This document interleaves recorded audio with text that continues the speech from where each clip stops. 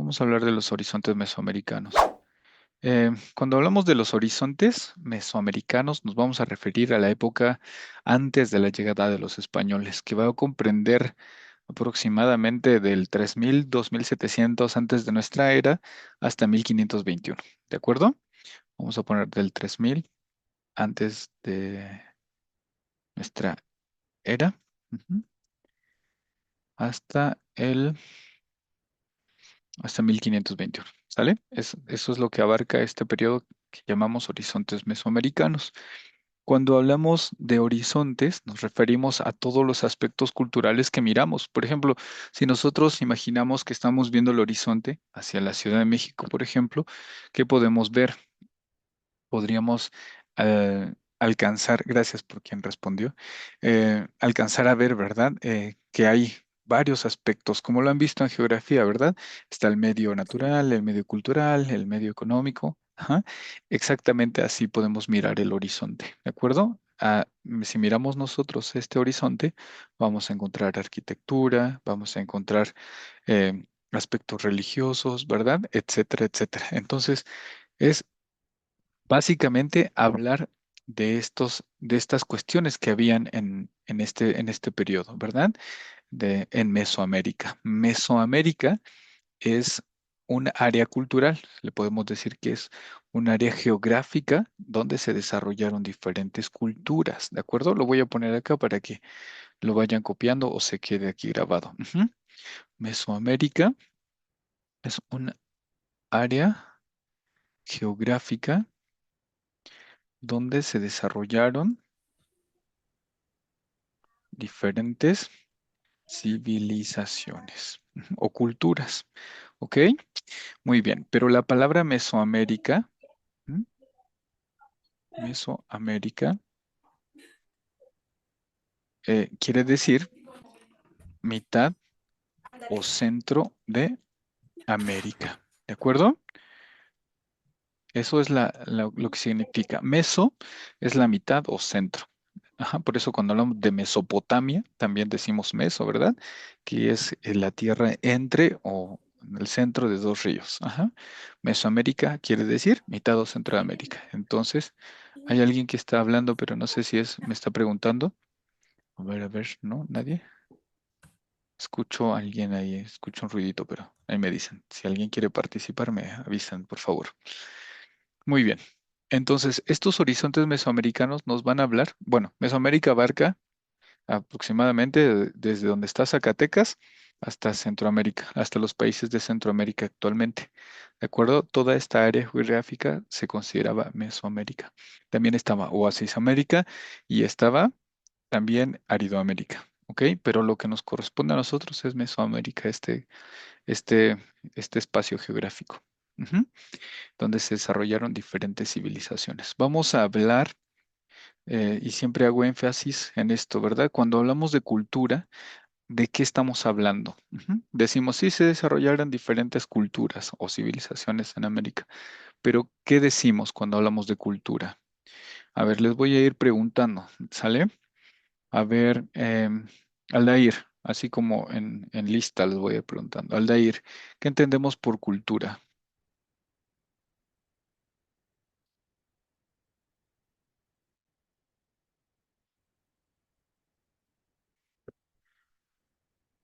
Alejandro, Como lo que se va formando durante, bueno, lo que vamos nosotros dejando, por así decirlo.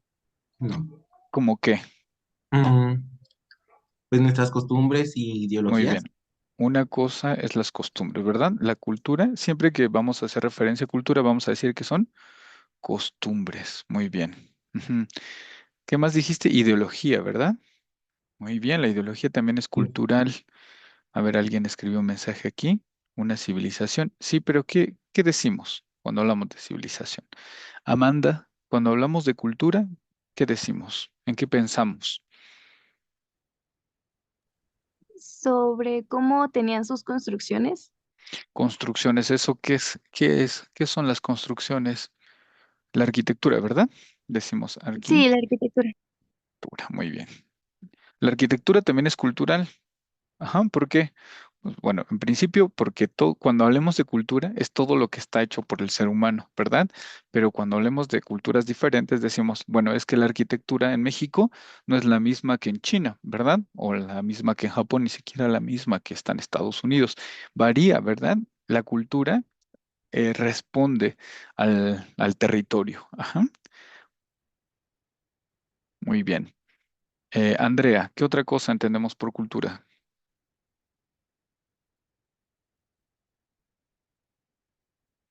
Creo que Andrea no nos había hablado, ¿verdad? Em, Brian, costumbres. Ya lo había mencionado antes aquí nuestro compañero Alejandro. Ujú. Eh, Brian,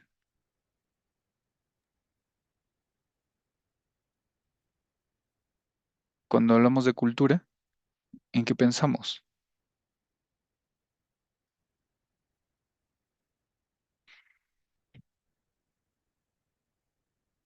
Ah, ok, ok. Muchas gracias, Andrea, por avisarnos eso para no molestarte más también.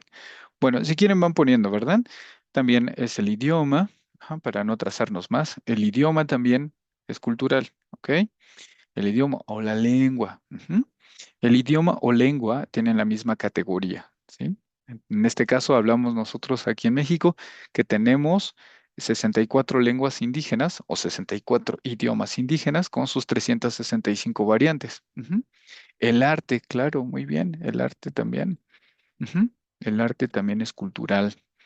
Y en México durante este periodo se desarrolló mucho arte también. Ujú.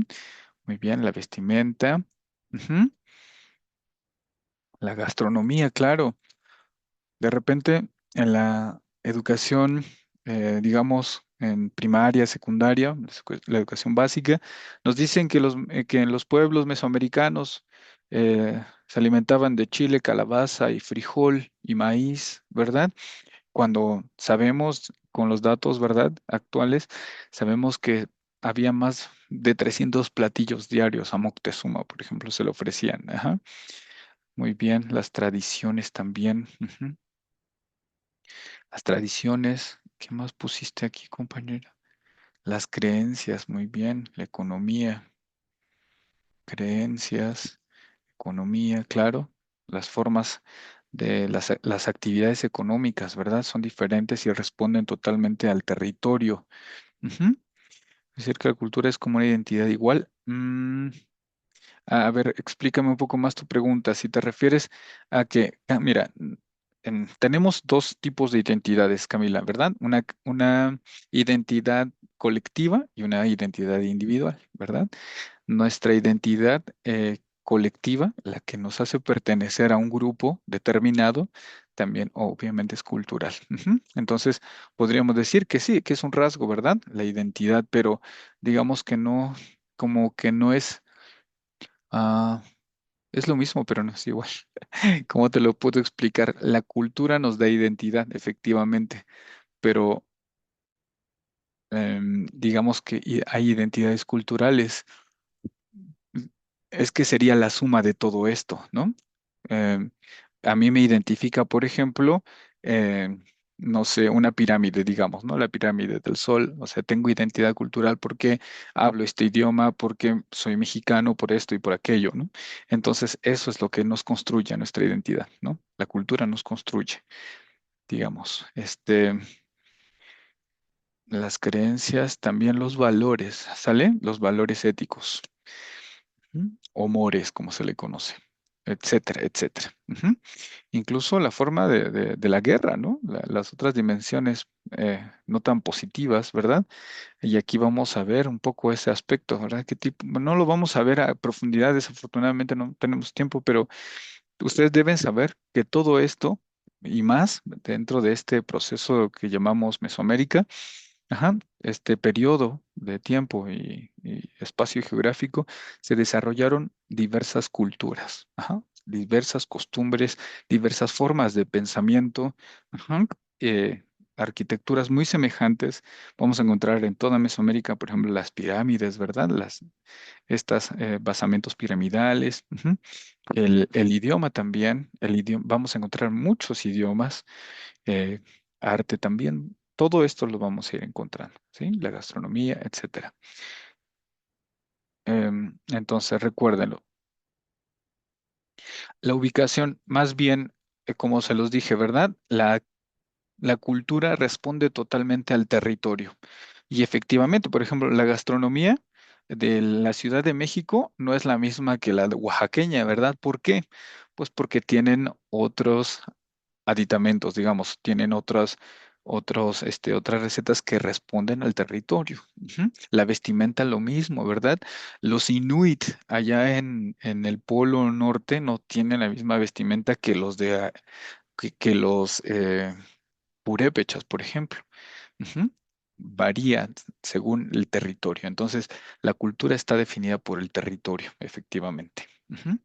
Muy bien, entonces, a ver, vamos a ir aclarando. Para entender todo esto, se propuso hablar de horizontes mesoamericanos. Entonces, propusieron que se dividiera así: preclásico, ujú, que va del 3000, ujú, al 900. Ujú. Em, 3000, a ver, déjenme ver, de 3000, así. Ujú. Del 3000 al 1000, estoy haciendo memoria.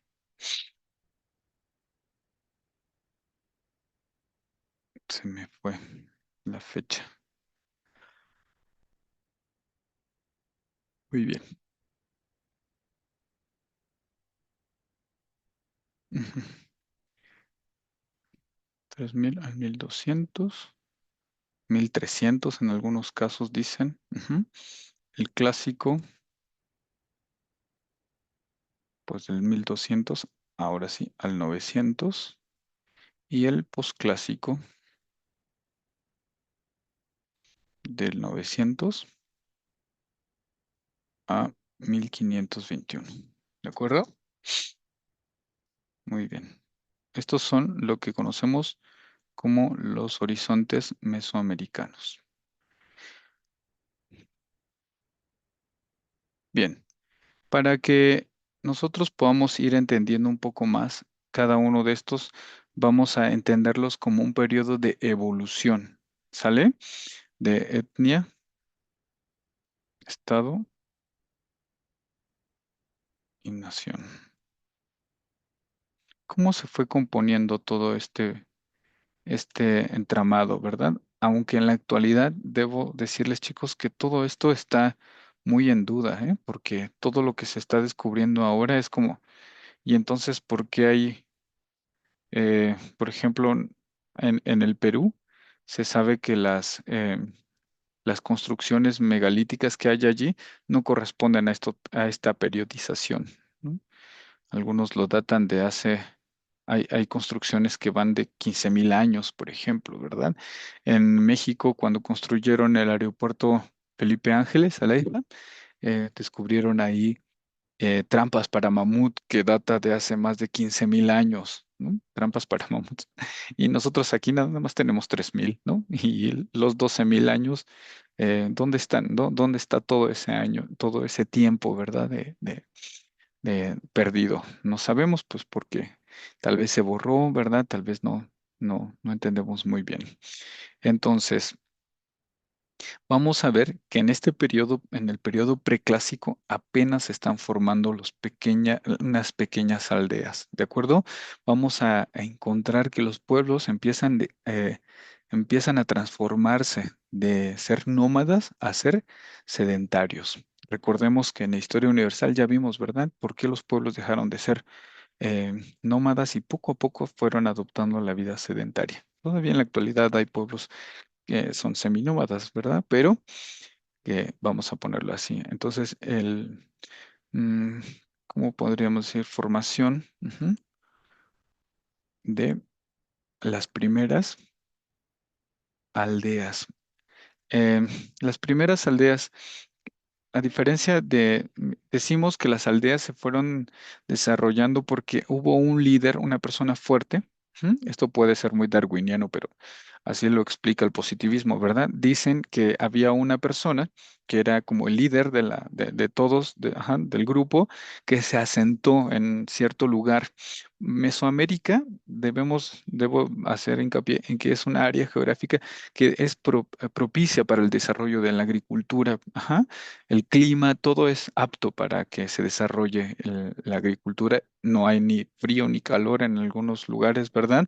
Entonces por eso es que aquí se desarrollan las civilizaciones principalmente. Igual en el sur, ¿verdad? Pero bueno, entonces dicen que esta persona se estableció y alrededor de esta persona, obviamente a lo lejos, ¿verdad? Vamos a suponer que se fueron estableciendo también otros, ¿verdad? Que buscaban la protección de este líder. Y así poco a poco se fueron construyendo el pueblo y sus aldeas. Ujú. Entonces vamos a decir que estas sociedades eran aldeanas todavía, por aldeas, ¿ok? Muy bien. Y luego vamos a ver, ¿verdad? Cómo en el clásico ya van a ir dándole sentido a una sociedad mucho más estructurada, ¿sí? Entonces, formación de las primeras aldeas es una de sus características. Ajá. Eh, Vamos a poner como inicio de la agricultura y la alfarería. ¿Ok? Muy bien. Eh, Vamos a poner que los principales representantes de esta cultura, de este periodo, es la cultura olmeca y la cultura maya, ¿sale? La cultura olmeca se desarrolló ahí a orillas del Golfo, ¿verdad? En Tabasco, ajá, y Campeche, toda esa zona primero. Pero la cultura olmeca también se va a expandir hacia lo que actualmente conocemos como Oaxaca, ujú, e incluso en algunos casos hasta aquí, hasta el Valle Central. Ujú. La cultura olmeca le va a dar, es como la raíz de las otras culturas. A partir de ahí y de la expansión de esta, se van a desarrollar otras culturas, otras civilizaciones, igual que la maya. Olmeca quiere decir habitantes del país de Hule o del lugar del Hule, porque allá en el sur en- hay un árbol, que es el árbol del hule o de chicle. Ajá. Si ustedes tienen una gomita, un lápiz con goma, ajá, esa gomita es el caucho, ujú, y es extraído o era extraído en su momento de este árbol. Ujú. Y por eso se le conoce como a esta cultura así. Ujú. Muy bien. ¿Y la cultura maya? La cultura maya quiere decir madre. Ujú. Muy bien. ¿Alguna duda del horizonte preclásico, chicos, chicas?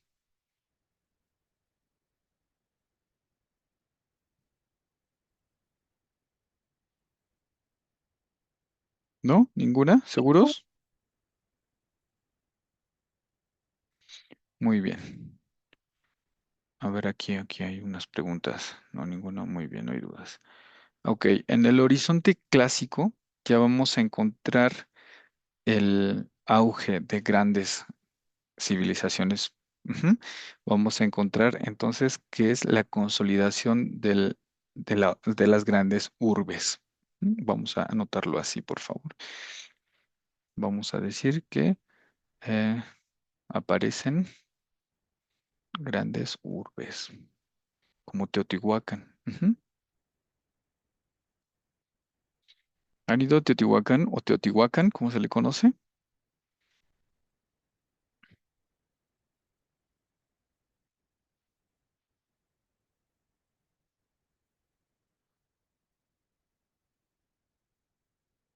¿No?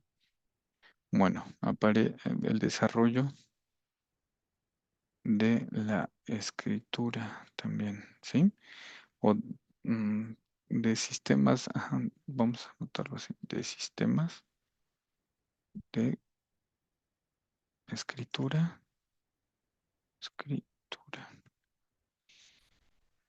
y calendarios.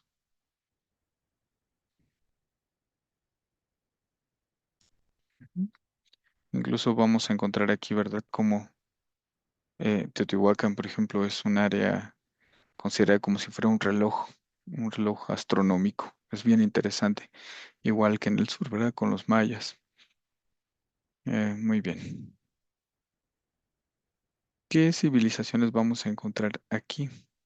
Está eh, Teotihuacán como uno de los más grandes ejemplos. Teotihuacán, Tihu-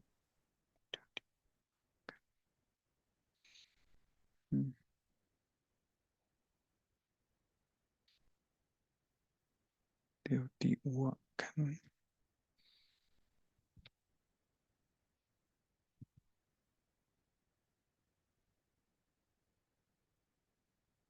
Bueno, antes aquí me faltó también, chicos. Se desarrolla, desarrolla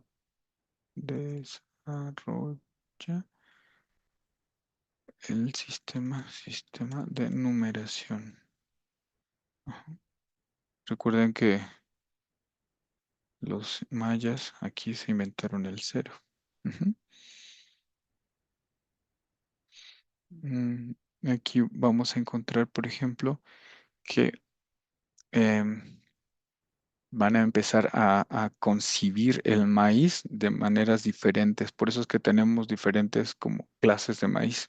Ujú. Porque el maíz en la naturaleza por sí mismo no existe, no es como vas y encuentras una manzana, ¿verdad? El maíz se tiene que sembrar a fuerza para que se dé. Entonces se sabe o se teoriza, ¿verdad? Que los em,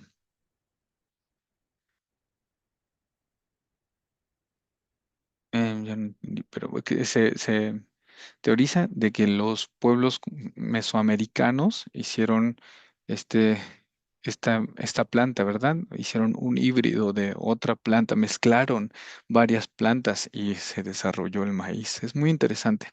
Ujú. Pero bueno, no tenemos tantas tiempo para y adentrarnos un poco más como quisiéramos. Muy bien, entonces tenemos a qué culturas están presentes en este periodo. Vamos a encontrar entonces la teotihuacana. Si quieren ir anotando, por favor. Ujú. La cultura maya también. Voy a anotar mejor. Teotihuacán. Teotihuacán. Teotihuacán. Pásate, Ujú. pásate el libro.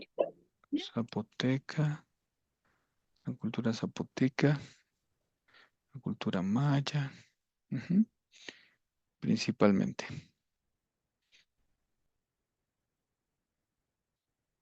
Ujú.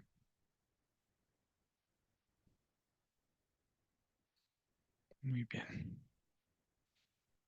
Ustedes pueden ir complementando también esta tabla.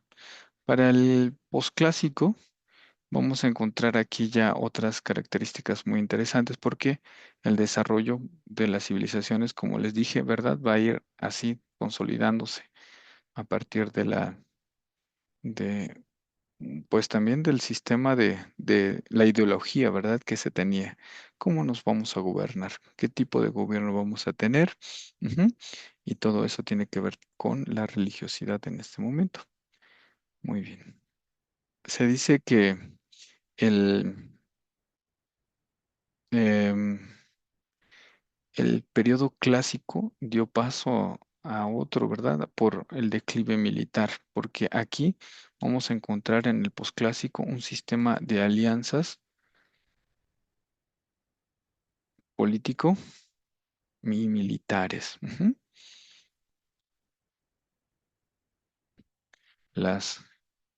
Los pueblos empezaron a formar sus alianzas en aspectos militares, porque em, para expandirse, ¿verdad?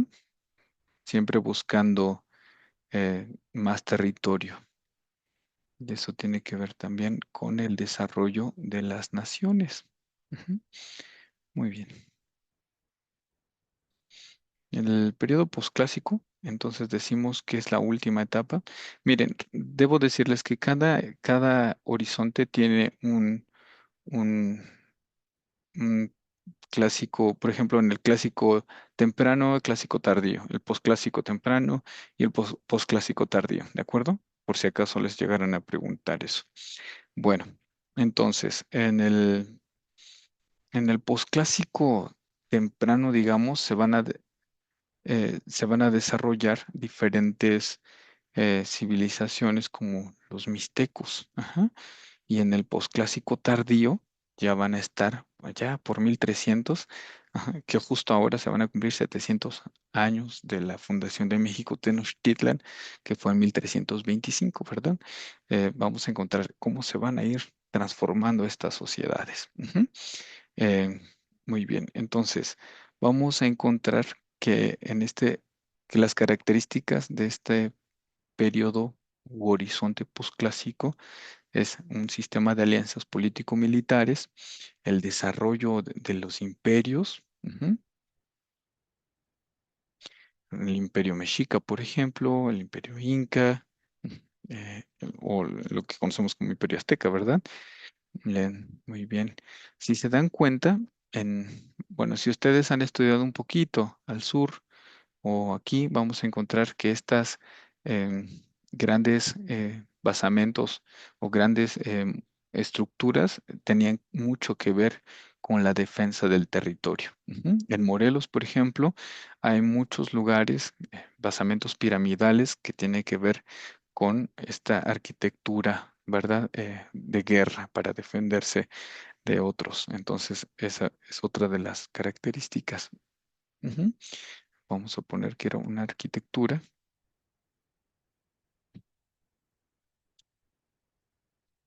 Mismo México Tenochtitlan era como una isla, ¿verdad? En el centro del lago y tenía sus grandes avenidas para entrar y eran inundables.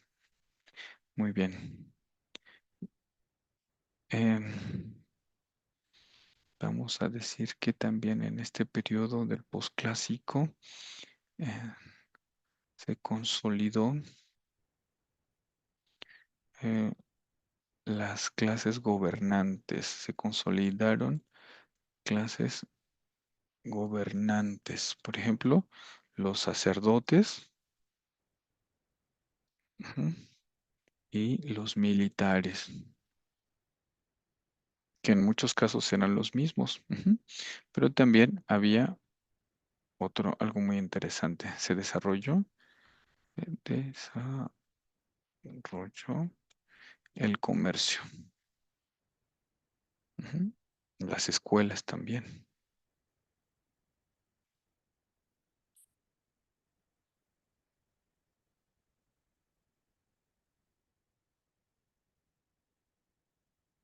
Y había un crecimiento muy amplio de la población. Vamos, si ustedes, bueno, vamos a ver rápidamente. En México, cuando llegaron, bueno, en América, cuando llegaron los conquistadores, los invasores españoles, había cerca de 12 millones de habitantes, ujú, entre 1500 y 1630 aproximadamente. 12 millones. Ajá. Allá para mediados de 1600, eh, digamos en los 100 años de 1600 a 1750, 1650, 1750, la población va a disminuir casi a 2 millones de habitantes. Había, ya veremos, ¿verdad? Que tiene que ver con las enfermedades principalmente, pero también con un exterminio étnico. ¿Qué culturas estaban aquí? Estaban los mayas, los mexicas, ujú, estaban los mixtecas, dijimos, ¿verdad? Mixtecas, también estaban los toltecas y hasta no pertenecen a Mesoamérica, pero lo voy a poner, ¿ok? Mayas, mexicas, mixtecas, toltecas y los incas, ¿sí? ¿Por qué no le pongo azteca? Em, Hay un quiebre dentro de este periodo. Hay un buen, como libro, ujú, mexica, que se llama La tira de la peregrinación. En esta tira de la peregrinación narran, ¿verdad?, que ellos salen de un lugar que se llama Aztlán y por eso se les llama aztecas. Ujú. Pero para 1325 van a fundar México, Tenochtitlan. Y entonces ya no les vamos a llamar más aztecas, sino ahora les llamaremos mexicas, porque pertenecen al imperio, a este imperio mexica. ¿Ok? Muy bien, muy bien. Pues todos estos pueblos, como ya hemos dicho, desarrollaron todo esto, ¿verdad? Desarrollaron diferentes tipos de costumbres, pero tenían algo en común. Vamos a notar como características comunes lo siguiente. Ujú. Tenían gobiernos teocráticos y militares. ¿Recuerdan qué es teocrático?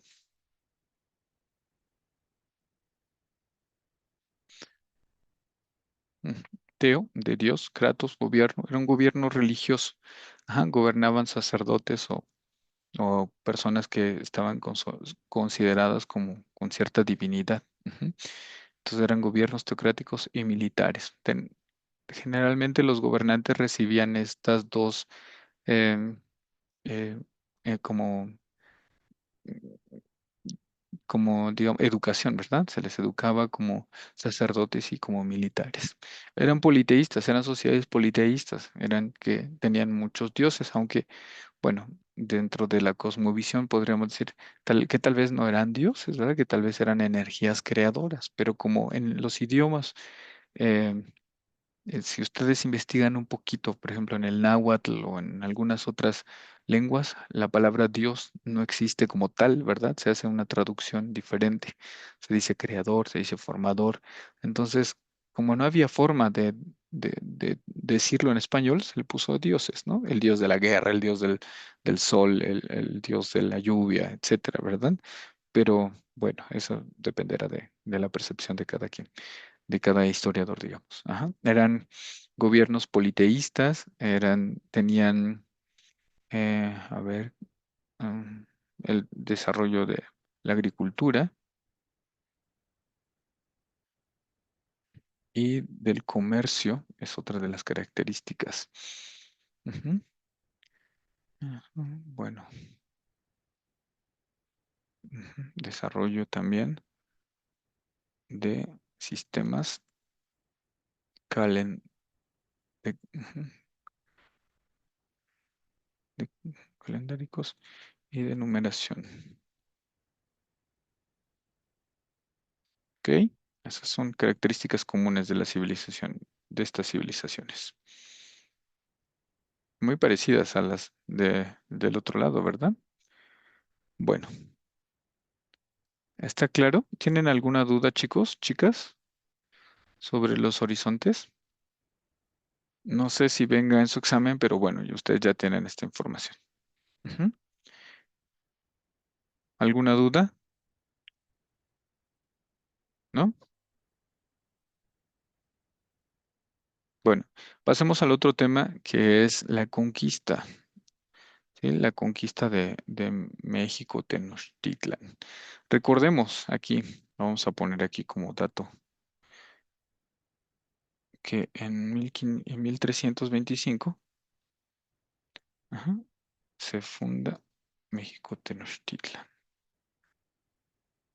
de la Gran Tenochtitlan. Tenochtitlan o Tenochtitlan quiere decir lugar de donde crece la tuna sagrada. Ujú. Y se fundó en 1325.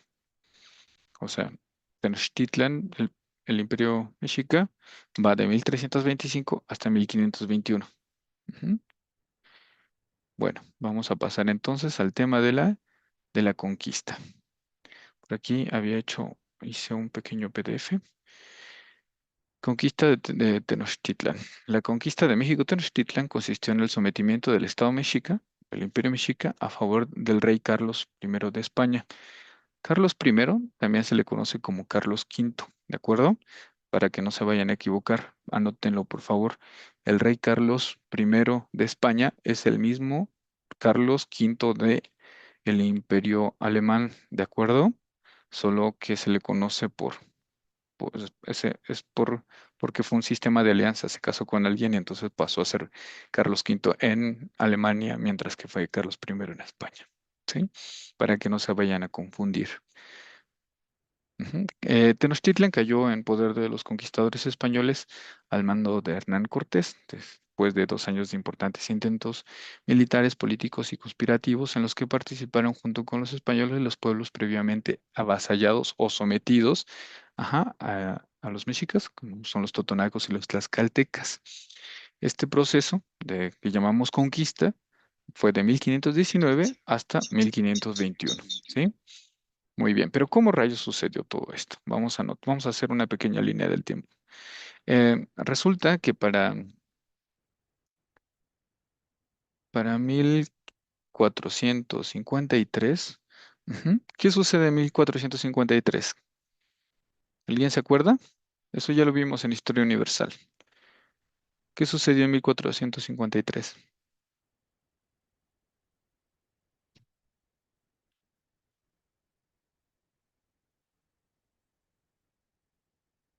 Ujú.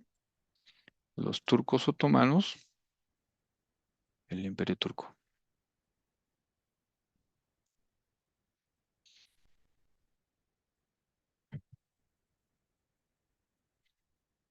toma el control de Constantinopla, Constantinopla y del mar Mediterráneo. ¿Ok?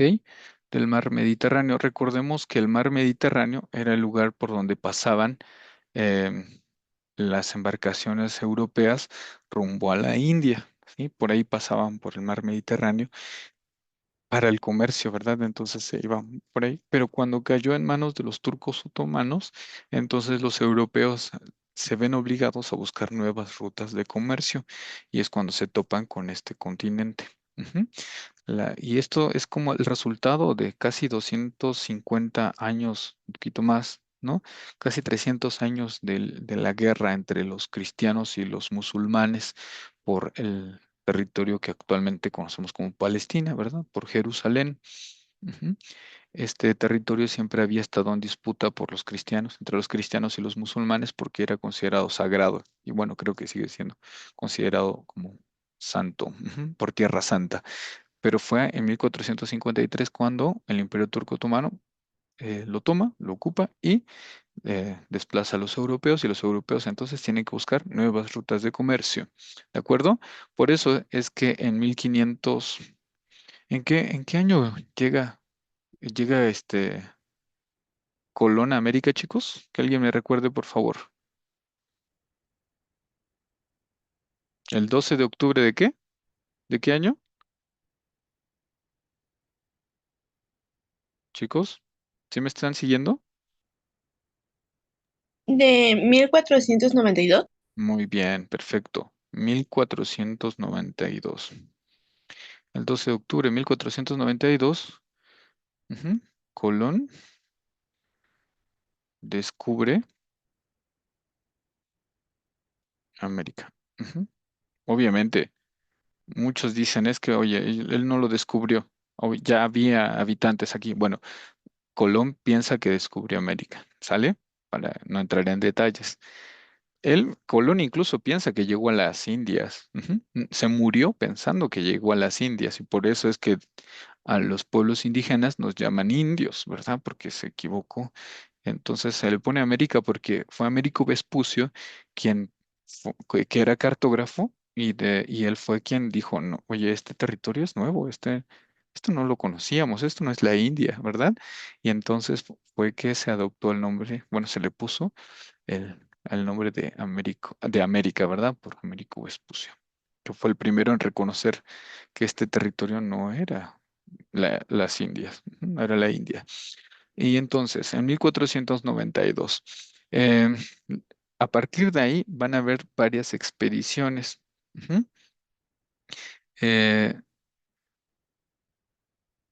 Varias expediciones hacia el continente, ¿verdad? Ellos van a llegar, los europeos llegan al Caribe. Ujú. Y vamos a ver que hacia 1512 aproximadamente, se van a establecer en Cuba y van a fundar allí lo que es la ciudad de Cuba. Bueno, ajá. Bueno, vamos a poner esto porque es muy importante. Ujú. En 1512, Diego Velázquez, o de Velázquez, como se le conoce,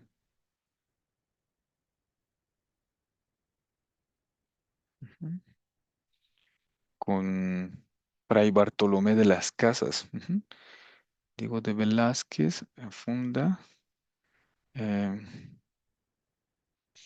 lo que se le conoció, ajá, como, eh, déjame, se le conoció como la Asunción de Baracoa.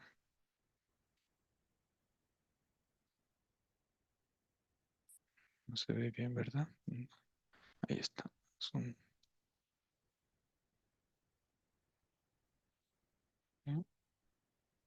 Baracoa. Ujú.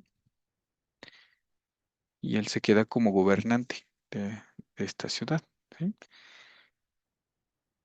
Diego de Velázquez.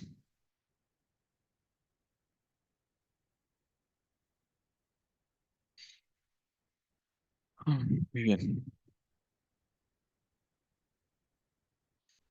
Para 1519, decimos, ¿verdad?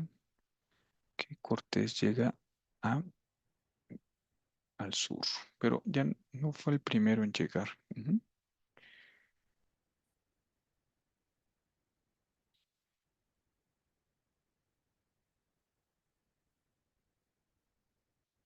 Muy bien. A ver, pero voy a darles otro dato aquí porque igual estoy pensando que, eh, que quizá les pueden preguntar, ¿verdad? Ujú. Aquí voy a poner una línea, un pequeño apartado aquí. A ver cómo estamos aquí, cómo se borra esto. Allá. Vamos a agregar otro cuadro de texto aquí, porque igual se los preguntan. En 1494, Colón fundó la primera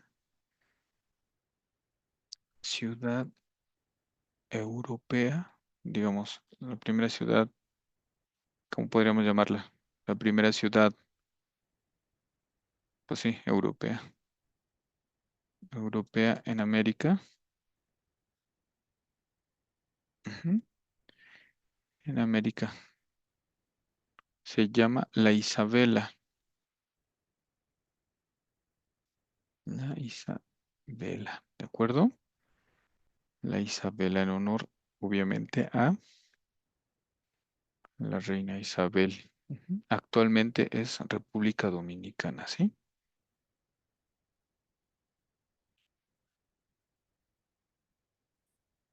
Dominicana.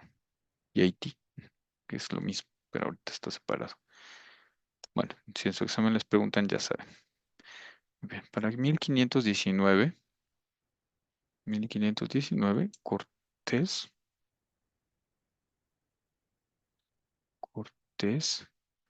llega a, al continente, ¿sale? Actualmente en ese momento, fundó la primera ciudad en, en el continente. Ujú. Le llamó la Villa Rica de la Veracruz. Actualmente Veracruz, ¿verdad? Fundó la primera ciudad, el fuerte de San Juan de Ulúa.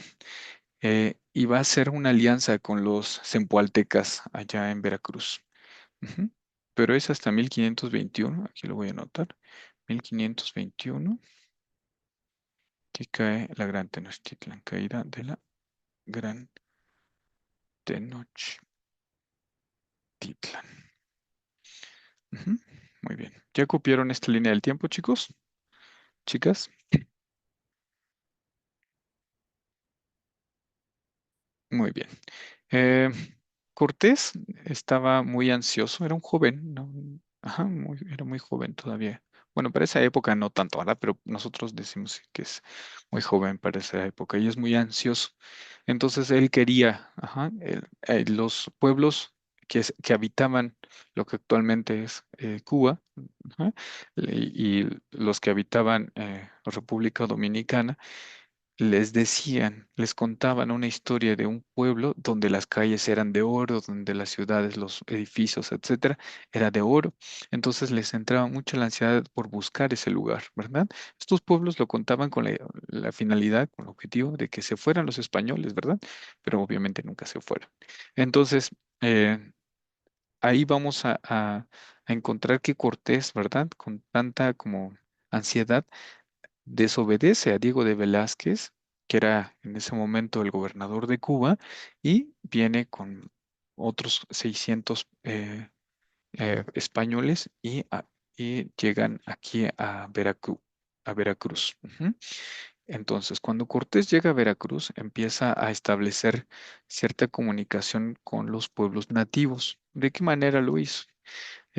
Resulta que había naufragado varias expediciones hacia el continente, ajá, pero entre ellas estaba Aguilar, ujú, y estaba también Guerrero, que era un militar y el otro era un sacerdote, que en el naufragio se quedaron allá en el sur con los mayas. Incluso uno de ellos se casa con una hija de un cacique maya, y por eso es que Yucatán se le conoce como la cuna del mestizaje. Ajá. Entonces, cuando llega Cortés, se encuentra con estas personas también y este sacerdote, ujú, eh, franciscano, empieza como había aprendido maya, él es el que empieza a traducir a Cortés lo que dicen los mayas, pero también les dan a la Malinche, ¿verdad? A doña Marina. Y ella, como sabe hablar náhuatl, ajá, entonces hacen esta triangulación. Cortés pregunta al sacerdote, el sacerdote le pregunta a la Malinche traduce al náhuatl o al maya y ya entonces empieza esta triangulación de comunicación. Fue así que empiezan a establecer de cierta manera, un dominio, ¿verdad?, sobre los pueblos. Eso es muy interesante porque sin esa ayuda no hubiera sido tan fácil la conquista de México Tenochtitlan. Imagínense, 150,000 guerreros contra un puñado de españoles, ¿verdad? ¿Cómo es que lograron vencerlos? Ujú. Muy bien. Entonces, encuentro como Moctezuma. Entraron los conquistadores a Tenochtitlan el 8 de noviembre de 1519, ajá, seguida del encuentro de Moctezuma y Cortés, ¿verdad? El Moctezuma trataba de alguna manera de detener a Cortés, pero desafortunadamente se dice que Moctezuma también era muy supersticioso, ajá, creía que era el regreso de Quetzalcóatl y entonces tenía miedo, ¿verdad? Sentía ese temor de, chin, ya me quitaron mi reino, etcétera, pero después se dan cuenta muy tarde de que no eran ni dioses, ¿verdad? Em, y Moctezuma pensaba que los españoles eran enviados de Quetzalcóatl, por lo que les dio importantes obsequios, de oro, incluso les dio oro y los hospedó en el templo de Axayacatl. Eh, y bueno, después, como Cortés comprende perfectamente y como tienen muchísima experiencia en guerras y demás, debemos decir esto, que ahora que mencionamos hace un momentito sobre que en la cultura también, ¿verdad? Está la guerra, ¿verdad? Los pueblos mesoamericanos tenían la cosmovisión diferente, era una cosmovisión diferente, una cosmogonía distinta, ¿verdad? Una forma diferente de entender la relación que tiene el ser humano con su creador o con su formador o con su Dios, con sus dioses, ¿verdad? Y con el universo, eso se le llama cosmogonía y cosmovisión. Entonces, la guerra para los pueblos mesoamericanos no era para nada como la conocemos nosotros, de derramar sangre así nada más, ¿verdad? Entonces, eso también va a pesar mucho.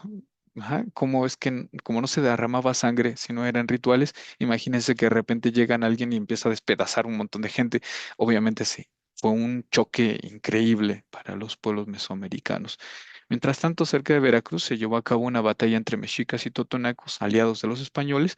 En este enfrentamiento murieron algunos soldados españoles. Una vez enterado, Cortés exigió a Moctezuma que los autores de la agresión fueran castigados y los quemaron. Ujú.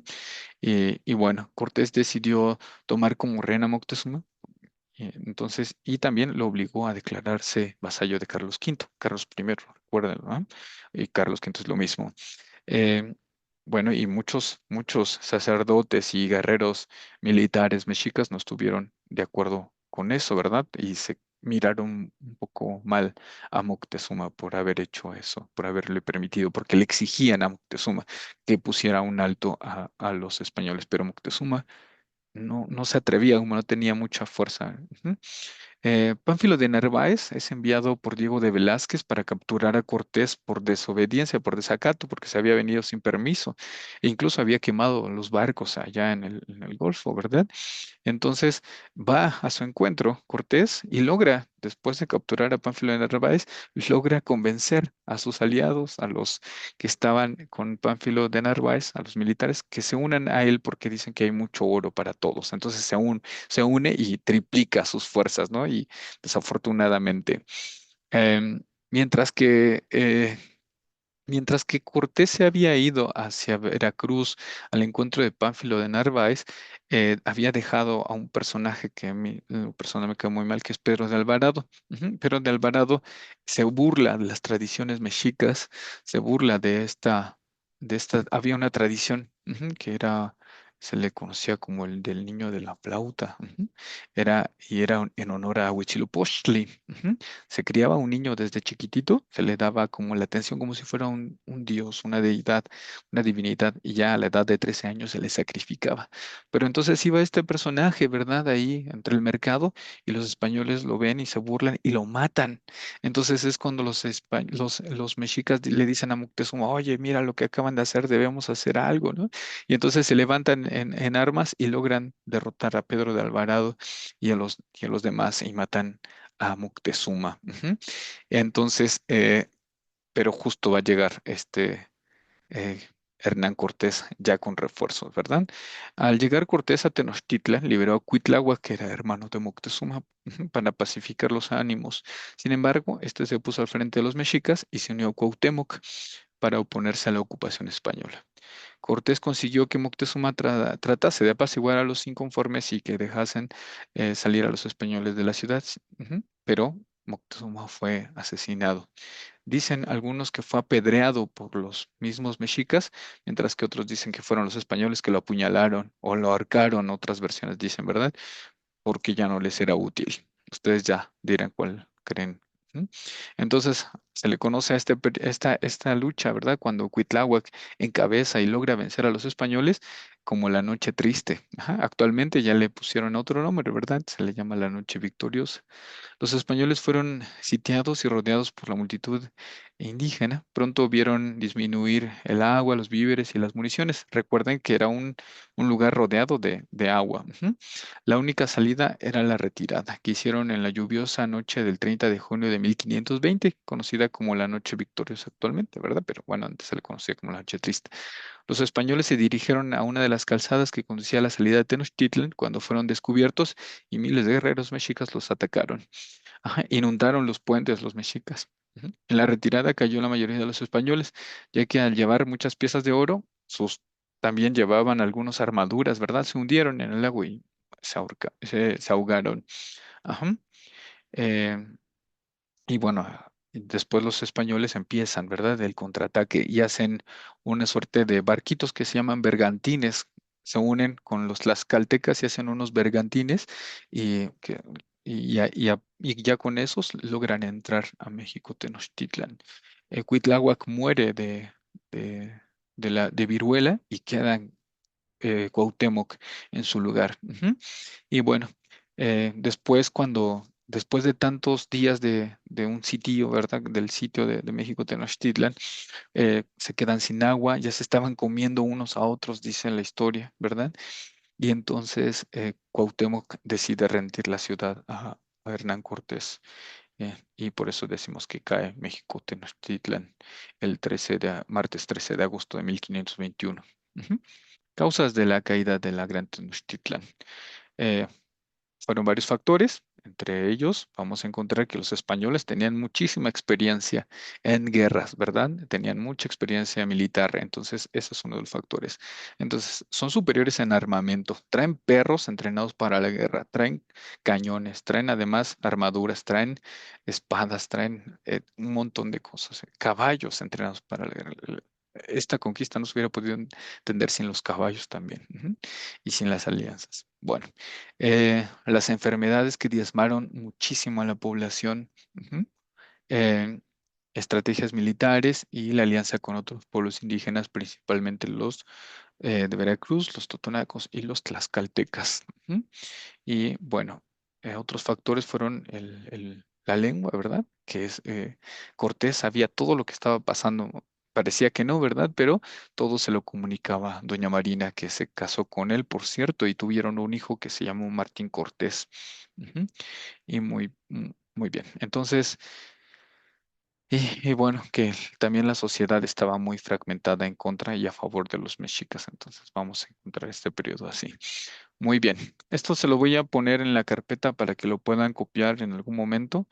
Pero bueno, esto fue el periodo de la conquista militar. A partir de aquí, vamos a encontrar de 1521 hasta 1821 otro periodo que llamamos el periodo de la colonia, que es básicamente el periodo de la conquista espiritual también, ¿verdad? Que es la evangelización. Porque ¿quién les dio autorización a los españoles de gobernar, de invadir y gobernar América? ¿Quién? ¿No? Pues la iglesia, ¿no? La iglesia les dijo, bueno, sí, les voy a dar permiso que vayan, pero con la condición de que evangelicen, ¿no? Todo va a ser en nombre de Dios. Y bueno, pero eso ya lo veremos la siguiente clase.